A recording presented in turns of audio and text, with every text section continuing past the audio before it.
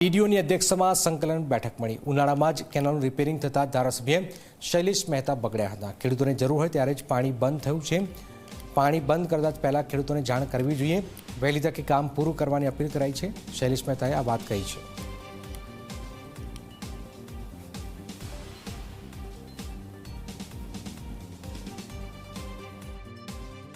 ખેડૂતોને પાણી બંધ કરવાનું હોય તો પહેલાં ઇન્ફોર્મ કરવું કે જેથી એ લોકોના પાકમાં નુકસાન ના થાય। આ બાબતનું કીધું છે ને 1 વીકમાં એ લોકોએ કામગીરી પૂરી કરી દેશે એવું કીધું છે કે જેથી ખેડૂતોને તકલીફ ના પડે।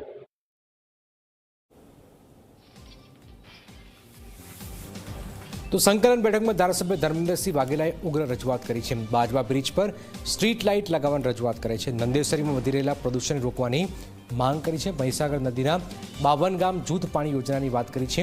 પાણી ગંદુ દુર્ગંધી લાગતા હોવાની ફરિયાદ છે। સરકારમાં ફ્રેન્ચ વેલ બનાવવાની દરખાસ્ત પણ કરાઈ છે। બાજવા ગામની બંને ખૂબ સૌરાષ્ટ્ર સોસાયટીની બાજુમાં આવેલી મોટી ટાંકીઓ જે જર્જરિત છે અને એની આજુમાં જ આંગણવાડી આવેલી છે। આંગણવાડી શિફ્ટ કરવાનો તો એ લોકોએ ઓર્ડર કરી દીધો છે, પણ આ જર્જરિત ટાંકી ઉતારીને વહેલામાં વહેલી તકે નવું કામ ચાલુ થાય। નંદેસરીની અંદર ઘણા સમયથી લોકોને એર પોલ્યુશનનો પ્રશ્ન છે। વારંવાર રજૂઆતો આવવા છતાં એર પોલ્યુશન ખૂબ મોટા પ્રમાણમાં લોકો શ્વાસ ના લઈ શકે એવા ઝેરી ગેસનું ખૂબ ફરિયાદો હતી, એની પણ આજે રજૂઆત કરવામાં આવી છે।